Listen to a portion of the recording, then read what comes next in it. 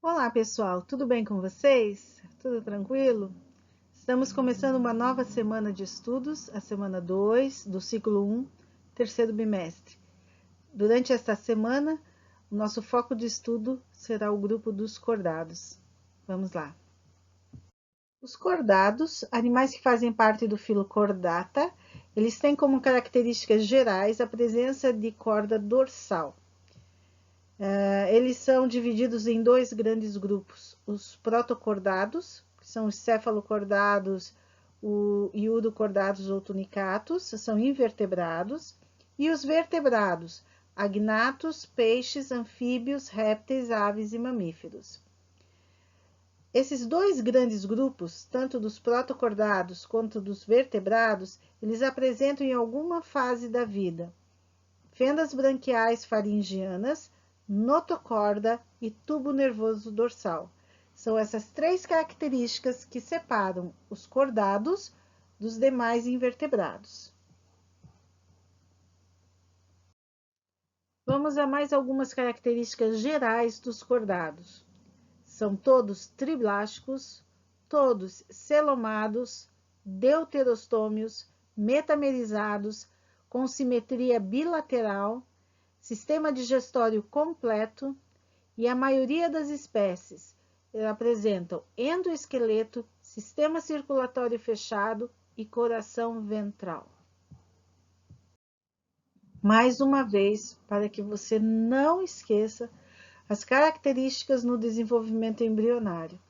Os cordados têm tubo nervoso dorsal, eles têm a notocorda, que na maioria deles, quando se tornam adultos, essa notocorda é substituída pela coluna vertebral e apresentam fendas faringianas ou fendas branquiais.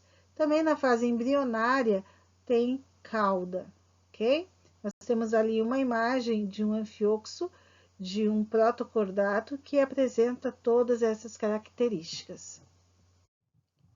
Novamente aqui, né, nós temos a imagem representando as três principais características do filo cordato, que são características comuns tanto para os cordados invertebrados quanto para os vertebrados: as fendas branquiais, tubo nervoso dorsal e a notocorda. Primeiro grupo de protocordado que nós vamos estudar é o subfilo Urocordata, que são os urocordados. Características gerais: são animais sésseis. Animais sésseis são aqueles que são fixos ao substrato, ok? Vivem grudados a rochas submersas ou a algas de grande porte. Nós temos aqui animais solitários ou coloniais. O comprimento desses animais varia de milímetros até mais ou menos 10 centímetros.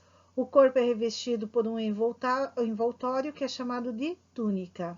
Por isso também podem ser chamados de tunicatos. A túnica tem duas aberturas: o sifão inalante, por onde vai entrar a água, e o sifão exalante, por onde a água sai do corpo do animal. Ainda sobre os urocordados, sistema nervoso. O sistema nervoso apresenta notocorda somente na fase embrionária. No adulto, a estrutura nervosa é ganglionar. Sistema digestório. O sistema digestório é presente e completo. Sistema respiratório. Respiração acontece através de fendas branquiais por trocas gasosas. Sistema circulatório parcialmente aberto, tom hemolinfa e coração. Ocorre a reversão do fluxo circulatório no coração. A reprodução assexuada é por brotamento, e assexuada, a maioria dos animais são monóicos, ou seja, são hermafroditas, mas a fecundação é externa e o desenvolvimento é indireto com a formação de larvas. Aqui nós temos uma ilustração do corpo de um urocordato, um tunicato, ok? Macidia é o nome da principal espécie desse grupo. Então, você vê todas essas características que nós conversamos no slide anterior, ok? É um animal filtrador, pois ele tem esse sifão inalante e sifão exalante. Então, a água penetra no corpo do animal. Todo animal filtrador é um bioindicador da qualidade da água daquela região onde ele está vivendo. Aqui nós temos imagens, né, da assídia, solitária e também colonial, ok? Agora vamos falar um pouquinho sobre os cefalocordados. Também é um grupo que faz parte dos protocordados, né? Aqui nós temos o anfioxo, ele tem um corpo fusiforme achatado lateralmente. Ele também é um animal filtrador. Também ele é um bioindicador da qualidade da água, ok?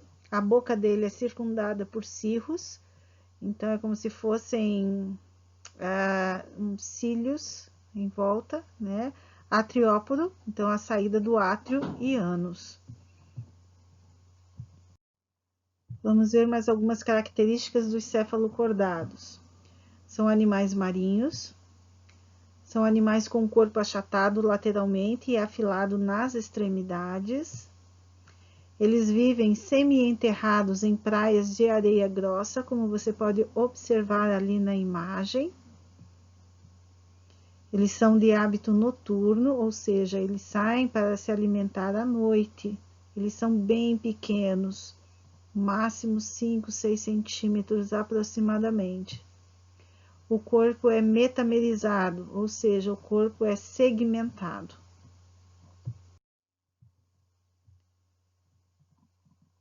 Mais algumas características, então, do anfioxo. A alimentação, eles filtram partículas de alimento na água, a digestão é extra e intracelular. O sistema circulatório é fechado, o sangue é incolor e as trocas gasosas acontecem nos arcos branquiais. O sistema excretor é através de nefrídeos. Cada animal possui cerca de 100 pares de nefrídeos em todo o corpo. E o sistema nervoso e sensorial.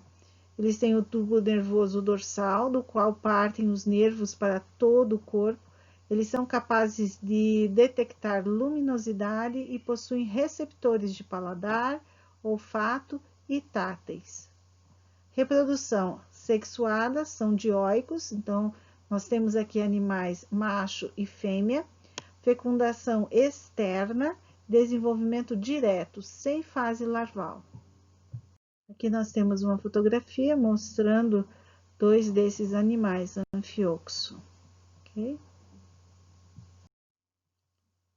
Próximo grupo é um grupo bem restrito, mas ainda faz parte dos protocordados, que são os hemicordados. São animais marinhos, eles vivem enterrados na areia das praias, em galerias em forma de U. Sistema nervoso dorsal, fendas branquiais, desenvolvimento indireto, fase larval. Aqui é a fotografia de um exemplar, né, do hemicordado, o Balanoglossus sp. Outra espécie, o Sacoglossum sp. Então, coloquei essa imagem, né, do animal na mão de uma pessoa, para você ter a noção do tamanho do animal. Agora vamos conversar um pouquinho sobre os vertebrados. São animais em que a corda dorsal se transformou em coluna vertebral, apresentam epiderme pluristratificada, sistema cardiovascular fechado, todos eles com sistema cardiovascular fechado, ou seja, o sangue só circula dentro dos vasos sanguíneos e coração. Endoesqueleto, que inclui a coluna vertebral e crânio, podendo ser composto por cartilagem, os agnatos e os peixes cartilaginosos, ou por ossos e cartilagens, peixes ósseos e os tetrápodes. Nós temos aqui um esquema mostrando toda a classificação dos vertebrados. O primeiro grupo dos vertebrados que nós vamos ver são os agnatos. Os agnatos são vertebrados sem mandíbulas, ok? As lampreias, peixes bruxas ou feiticeiras. Eles apresentam apenas vértebras rudimentares.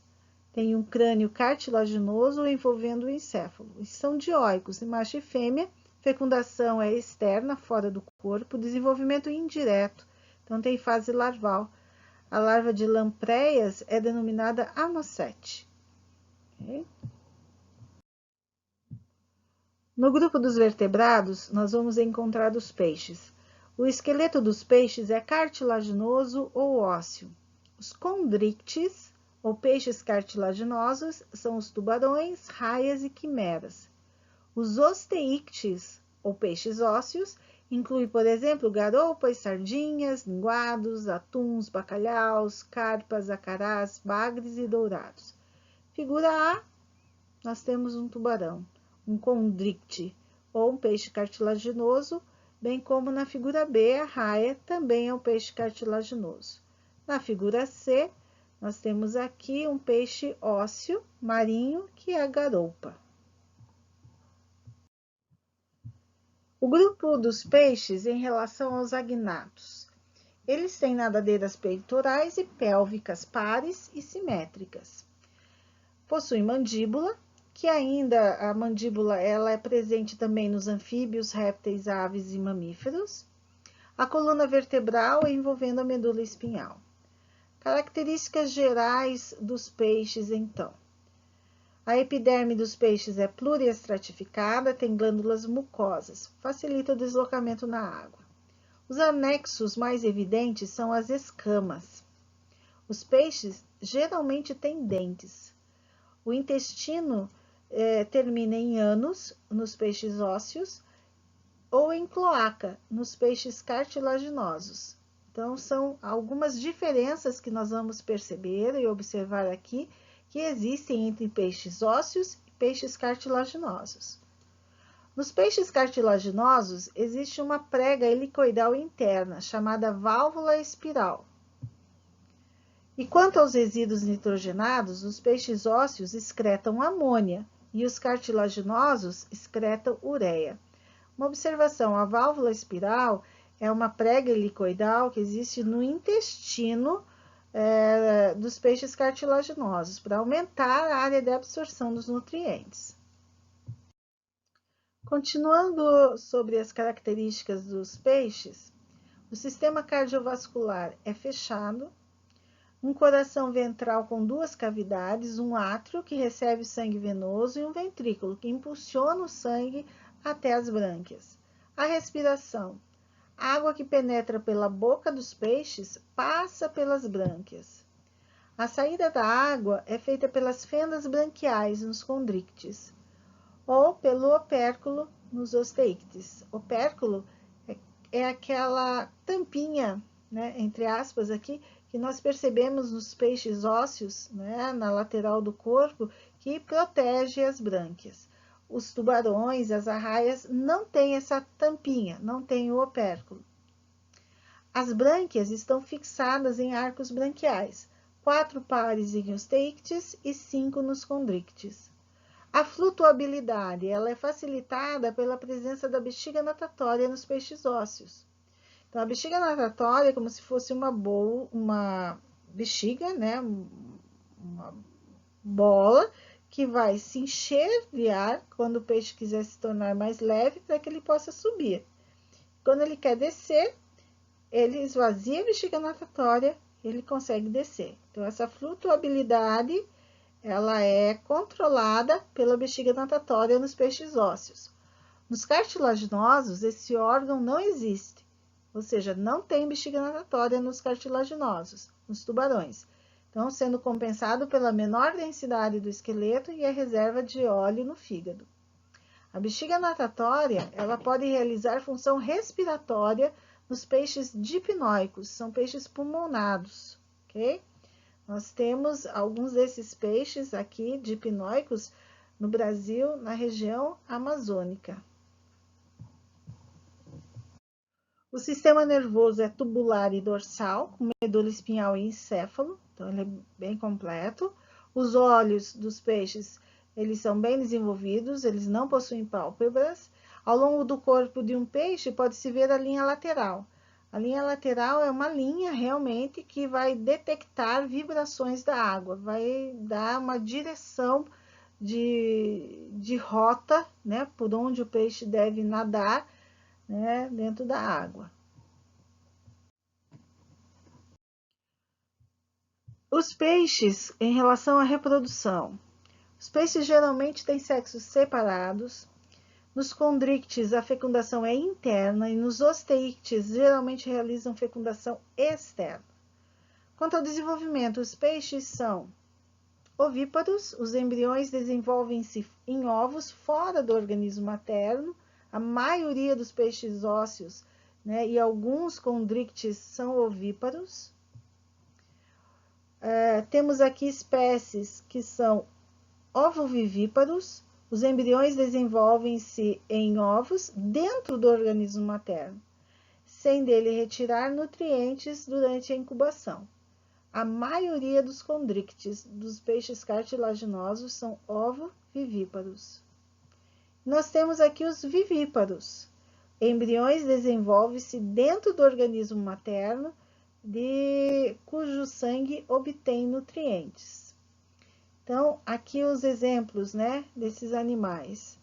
Tubarão azul, o cação-martelo, tubarão-martelo, e dentro dos osteíctes, o guaru-guaru e a perca. Não existe aqui a placenta propriamente dita, ok? Nós colocamos aqui como vivíparos, né? Mas eles não estão, pelo fato deles não estarem dentro de ovos, tá? Mas é pelo sangue. Então, são vivíparos, entre aspas, no sentido de que não tem placenta. É do sangue que esses animais retiram os nutrientes, fazem as trocas gasosas aqui dentro do corpo da mãe. Vamos agora estudar o grupo dos anfíbios, tá? Os anfíbios, eles foram os primeiros cordados a conquistar, mesmo que parcialmente, o ambiente terrestre. O nome deles, como está escrito ali, vem do grego amphi, ambos, bios, vida. Então, tem duas vidas, no sentido que parte da vida acontece dentro da água e parte da sua vida fora da água, em ambiente terrestre. São considerados vertebrados de transição entre o ambiente aquático e terrestre. Vivem habitualmente em água doce e em ambiente terrestre úmido. Eles mantêm estreita dependência em relação à água ambiental. Sua pele é úmida e permeável. Eles têm respiração também cutânea, através da pele. A fecundação geralmente é externa, ocorrendo na água. Apresentam larvas aquáticas, desenvolvimento indireto, com fase larval. Dificuldades com a vida em ambiente terrestre.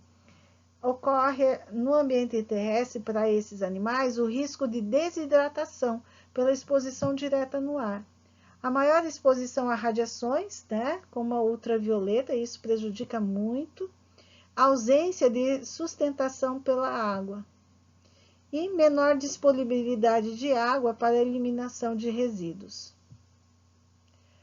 Ocorre também a falta do meio líquido para o deslocamento dos espermatozoides. Os anfíbios, em relação aos peixes, nós podemos observar alguns avanços evolutivos, como pele permeável, através da qual ocorrem trocas gasosas, né, a respiração cutânea.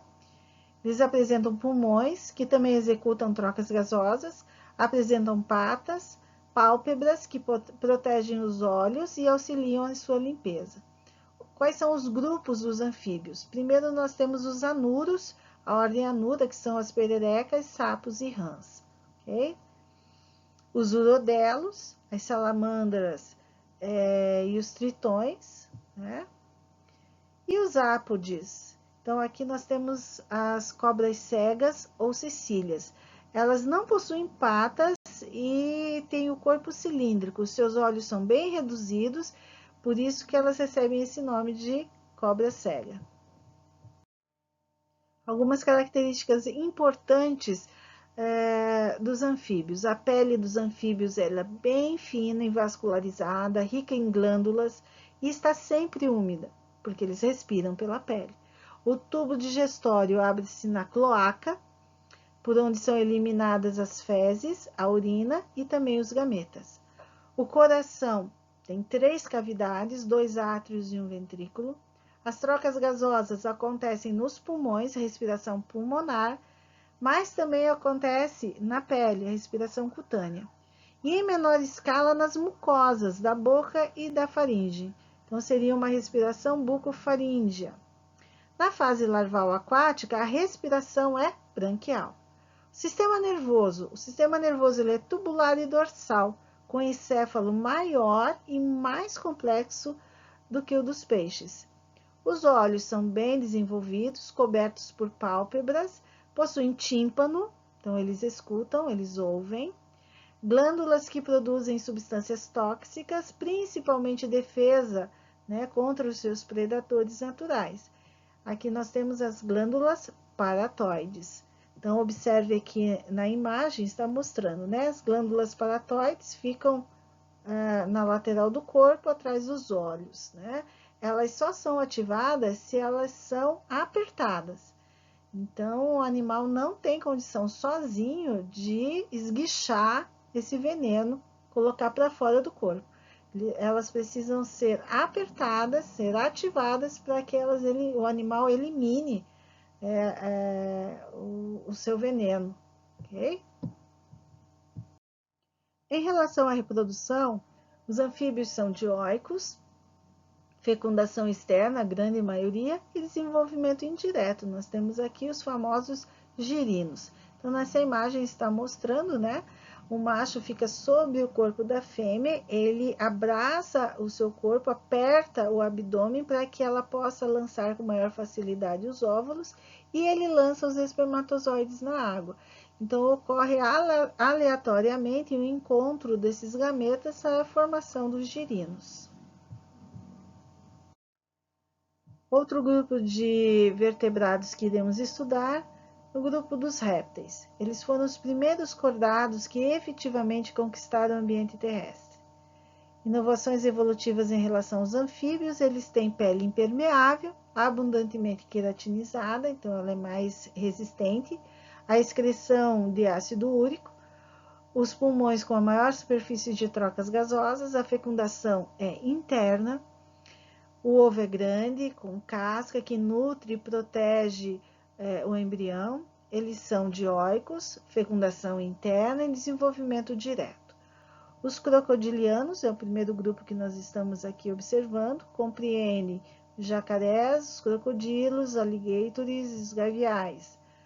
Os escamados incluem as serpentes, os ofídeos e os lagartos ou os lacertílios. Nós temos o grupo dos quelônios, né, que reúne as tartarugas, os cágados e os jabutis.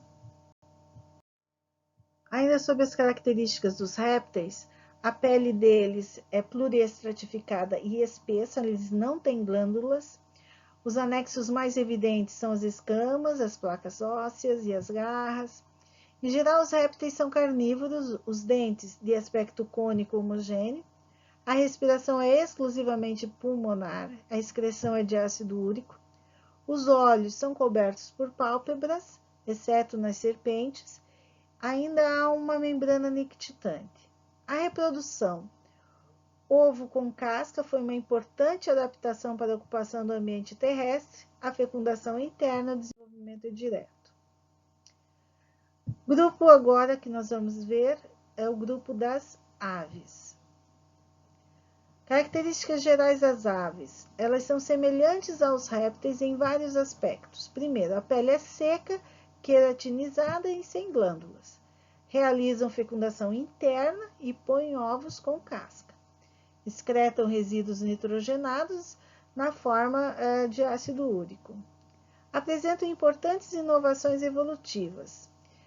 As aves são animais homotérmicos, ou seja, a temperatura corporal não varia de acordo com a temperatura do ambiente. É sempre constante a sua temperatura corporal.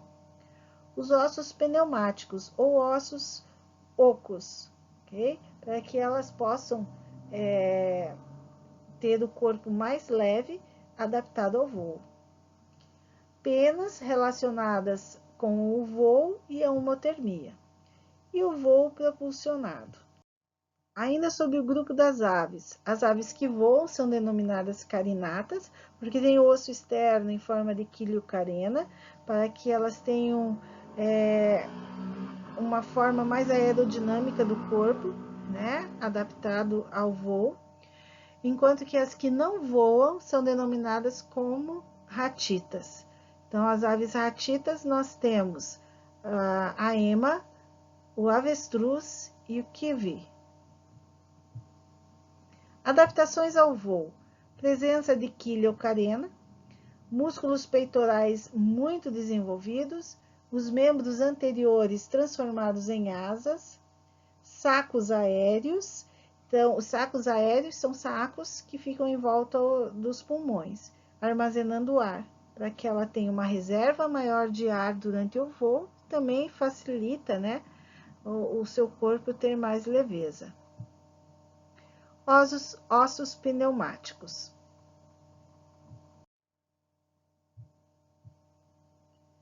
Ainda sobre as aves.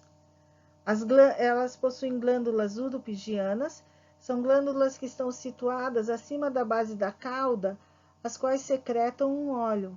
Serve como manutenção dos bicos e impermeabilização das penas. Os anexos mais evidentes das aves são as penas, envolvidas com processos de controle térmico e com a capacidade de voar e flutuar. Ainda funcionam na camuflagem e até como atrativo sexual. Outros anexos que as aves possuem são garras e escamas. Camada subcutânea de gordura serve como isolante térmico e reserva de energia. Apresenta um bico queratinizado e rígido, compondo a aerodinâmica e a adaptação ao tipo de alimento utilizado pelo animal. O tubo digestório apresenta adaptações, o papo e moela, porque as aves não apresentam dentes.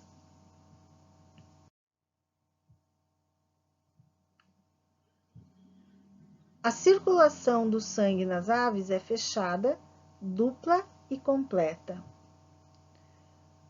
Os pulmões têm superfície de trocas gasosas bem mais ampla do que nos répteis e comunicam-se com os sacos aéreos. Os sacos aéreos são 9 estruturas anteriores e posteriores que diminuem a densidade do animal, dissipam calor, facilitam o canto. O órgão fonador é a siringe. O encéfalo é mais desenvolvido do que o dos répteis. Tem cerebelo extremamente desenvolvido, então isso lhe configura maior estabilidade corporal. Os olhos são muito desenvolvidos, principalmente nas aves de rapina, e são protegidos por pálpebras e membranas nictitantes. Próximo grupo a ser estudado e último grupo dos vertebrados é o grupo dos mamíferos. Características gerais e seus ganhos evolutivos. Nós temos aqui animais com pelos, que atuam como isolante térmico, gordura subcutânea, que funciona como reserva energética e isolante térmico. São animais homotérmicos, homotermia, temperatura do corpo constante, independente da temperatura do ambiente. Os dentes são diferenciados de acordo com o tipo de alimento. Os pulmões alveolares, com uma grande superfície de trocas gasosas, possuem um músculo, né, o diafragma, que separa o tórax do abdômen, fundamental para o processo respiratório. O encéfalo é mais desenvolvido do que dos outros grupos, a disposição dos ossos dos membros inferiores para melhor sustentação do corpo e na marcha, e há um desenvolvimento embrionário intrauterino e glândulas mamárias. Classificação: nós temos 3 grandes grupos: os monotremados ou prototérios. Então, aqui os monotremados são animais ovíparos, né? E o ornitorrinco e a equidna, e são encontrados na Austrália. Também em algumas regiões, né, não só da Austrália, mas do continente, da Oceania, nós podemos encontrar os monotremados. Os marsupiais ou metatérios. Esse grupo de mamíferos, as fêmeas, elas têm uma bolsa na sua barriga, né? Então, chama-se essa bolsa marsúpio. Então, ficam ali dentro dessa bolsa as suas mamas e os filhotes imaturos alojam-se também no marsúpio, onde contemplam seu desenvolvimento, né? Eles terminam seu desenvolvimento ali. São os cangurus e koalas. E no Brasil, na América do Sul como um todo, nós encontramos os gambás, que fazem parte desse grupo. Os placentários ou eutérios são aqueles que apresentam placenta para as trocas entre o embrião e o organismo materno. As crias nascem bem desenvolvidas. São várias as ordens dos mamíferos placentários. Classificação dos mamíferos. Então, nós temos lá os monotremados, né? Então, ali, ornitorrincos e as equídenas, né? Nós temos uma imagem da equídena. Os marsupiais, ok? Aqui nós temos ali a ilustração mostrando aqui no Brasil, né? Na América do Sul, nós temos os gambás. E também temos a ordem, né, de Protodontia, que são os cangurus, encontrados também na Oceania, né, principalmente na Austrália. Temos aqui a subclasse dos eutérios placentados, né, aqui já a variedade, a diversidade é muito grande. Então, o grupo Xenarthra, são os tamanduás, preguiças, tatus, a ordem Lagomorpha, dos coelhos, preás, lebres, a Finipédia, que são os leões marinhos, focas, elefantes marinhos, ariranhas e lontras, Proboscidea, são os elefantes africanos, elefantes indianos, Rodentia, esquilos, castores, capivaras, ratos e camundongos, a ordem cetácea, baleias, golfinhos, botos, orcas, narvais e cachalotes, carnívora, os cães, lobos, ursos, leões, leopardos, tigres e gatos, sirênia, a ordem sirênia dos peixes, bois e manatis, tipos de peixe-bois, né? Grupos diferentes. A Presodáctila são os cavalos, asnos, zebras, antas e rinocerontes. Artiodáctila, porcos, hipopótamos, camelos, veados, cervos, antílopes, alces, girafas, bois, bisões, búfalos, cabras, carneiros. Professor, eu preciso decorar todas essas ordens com os seus exemplos, né? Não, não há necessidade. Aqui é para ilustrar somente a variedade que existe dentro desse grande grupo que são os mamíferos. Mais algumas características sobre os mamíferos. Nós temos aqui animais em que a pele é queratinizada. Há vários anexos, como pelos, escamas, placas, unhas, garras, cascos, cornos, glândulas sudoríparas, sebáceas, mamárias. As patas podem ser modificadas em asas, no caso dos morcegos, ou em nadadeiras, como em baleias e golfinhos. O coração tem 4 cavidades, a circulação é dupla, fechada e completa, como nas aves. A respiração é pulmonar, mesmo nos organismos aquáticos. O encéfalo dos mamíferos é o mais desenvolvido dos animais. Sobre a reprodução, os sexos são separados. É comum o dimorfismo sexual, ou seja, características que diferem macho de fêmea. A fecundação é interna, o desenvolvimento é direto. A maioria dos mamíferos, os embriões se desenvolvem no útero, em que se forma a placenta, como está ilustrado a seguir.